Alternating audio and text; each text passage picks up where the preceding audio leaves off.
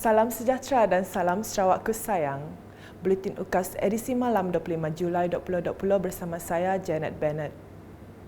Tumpuan berita, Bekari Discovery Trails yang terletak di puncak Bukit Gunung Serapi Matang di Kuching berpotensi untuk menjadi satu lagi produk pelancongan menarik di negeri ini. Menteri Pelancongan, Kesenian dan Kebudayaan Sarawak Dato' Abdul Karim Rahman Hamzah dalam sidang media perasmian tersebut hari ini berkata promosi akan dibuat bagi menarik pengunjung dari dalam dan luar negeri di tempat itu. Katanya, kemudahan yang lengkap juga perlu disediakan secukupnya untuk menarik pengunjung. Ya, memang apa yang telah saya lalui pagi tadi sampai sekarang saya sendiri pun cukup teruja dan saya percaya yang lain-lain yang ikut sama.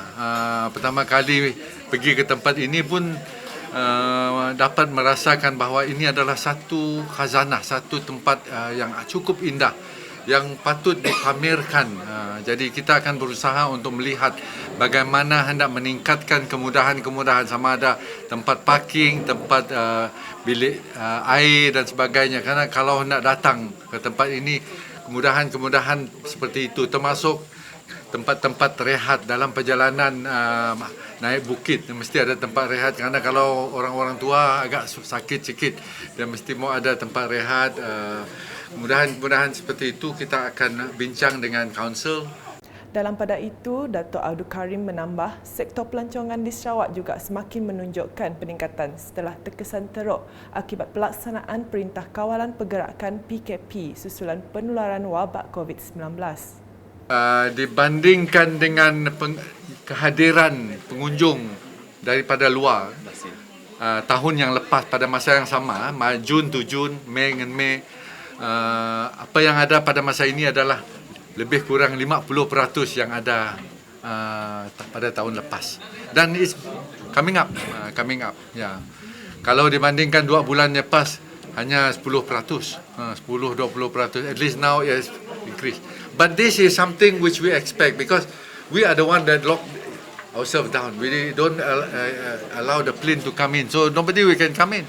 Now we have opened up. I believe by September, number of planes masuk will be macam biasa, then we can see the number of pengunjung will increase. Beliau juga berharap kes jangkitan wabak COVID-19 di Sarawak semakin menurun bagi membolehkan sektor pelancongan terus pulih.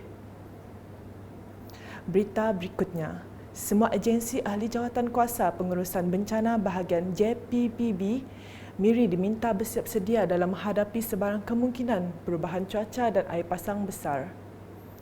Menteri Pengangkutan Sarawak Dato' Lee Kim Shin berkata semua agensi di bawah JPBB Miri telah menerima permintaan dari Pejabat Meteorologi Miri untuk melakukan persediaan yang proaktif bagi memastikan keselamatan orang awam terjamin dan semoga kejadian banjir kilat seperti 23 Julai lepas yang melanda Bandaraya Miri tidak akan berulang.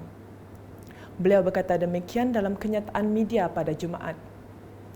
Berita seterusnya, orang ramai yang akan melakukan aktiviti penyembelihan dalam ibadah korban digesa patuhi semua prosedur operasi standard SOP yang telah ditetapkan kerajaan. Menteri Muda di Jabatan Ketua Menteri Hal Ehwal Islam dan DBKU, Datuk Dr. Abdul Rahman Junaidi berkata, pematuhan SOP diguna pakai berdasarkan garis panduan yang telah dikeluarkan Majlis Islam Sarawak, termasuk mengamalkan penjarakan sosial, menggunakan pelitup muka, mencatat nama dan suhu badan. Timbang membungkus sebagainya, boleh lebih 10 orang. Dan yang keempat, kumpulan yang membuat penagihan memberi kepada penerima-penerima, boleh lebih daripada 20 orang. Itu peraturan dalam garis panduan yang telah dikeluarkan oleh Sekretariat Islam. Jadi mungkin kita semua dah terima itu. Jadi saya ambil kesempatan situ, satu orang yang dalam kumpulan yang mengatur SOP itu, perlu kita mengambil itu untuk berkongsi maklumat itu agar kita dapat mematuhi garis panduan baru yang telah dikeluarkan. Beliau berkata demikian semasa berucap mewakili Menteri Usahawan dan Pembangunan Koperasi yang juga Ahli Parlimen Santubong Datuk Seri Dr. Wan Junaidi Tuanku Jaafar di Majlis Penyampaian Sumbangan Lembu Korban Parlimen Santubong hari ini. Sebanyak 68 ekor lembu yang bernilai RM476,000 diagihkan kepada 55 buah kampung di kawasan Dun Tanjung Datu, Pantai Damai dan Demak Laut, termasuk Kampung Muhibah Sri Aman, Ibu Pejabat Daerah Kuching dan Kampung Setutong Melayu. Selain itu, menurut Datuk Dr. Abdul Rahman lagi, aktiviti penyembelihan perlu dilakukan di pusat penyembelihan atau pekarangan masjid dan surau berdasarkan kebenaran dari Jabatan Agama Islam Sarawak JAIS dan Jabatan Veterina terlebih dahulu. Selanjutnya, Jabatan Penerangan Bahagian Serikir telah menganjurkan program Info on Wheel IOW Merdeka sempena kempen Kibar Jalong Gemilang menjelang sambutan bulan kemerdekaan pada bulan Ogos nanti. Info on Wheel merupakan satu medium penyampaian maklumat dan dasar-dasar kerajaan berkonsepkan berkomunikasi bersemuka terus kepada rakyat. Program dimulakan dengan ketibaan konvoi IOW Japan di lokasi Rumah Lindang Empati, kerubung dengan diiringi kumpulan Simple Bikers yang diketuai oleh Andan Chua. Selain itu, program turut dipenuhi dengan taklimat keselamatan serta demonstrasi cara memadam kebakaran dari anggota bomba dan penyelamat serikir dan tayangan video pendek memaparkan fungsi Japan dan kempen mengibarkan jalur gemilang. Penolong Pegawai Penerangan Daerah Noliza Shahak dalam ucapannya mengatakan bahawa 9 lagi program sama akan dianjurkan sepanjang Ogos nanti. Berikut pula mengenai Bengkel Training of Trainers for Community Policing, Community Based Disaster Management (CBDM). Semua peserta bengkel digesa mengambil peluang sebagai persediaan untuk dikongsikan dengan pentadbiran di peringkat Jawatankuasa Kemajuan dan Keselamatan Kampung JKKK serta skim rendaan sukarela SRS.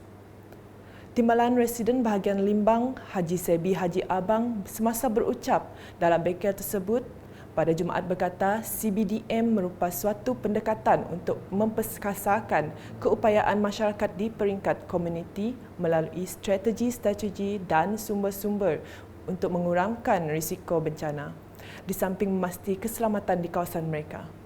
Sekian bersama saya, Janet Bennett dan kru penerbitan. Untuk mengetahui berita-berita terkini Sarawak setiap hari, layari UKAS channel di YouTube atau melalui Facebook, Instagram, Twitter dan aplikasi Telegram Blutin UKAS. Salam UKAS.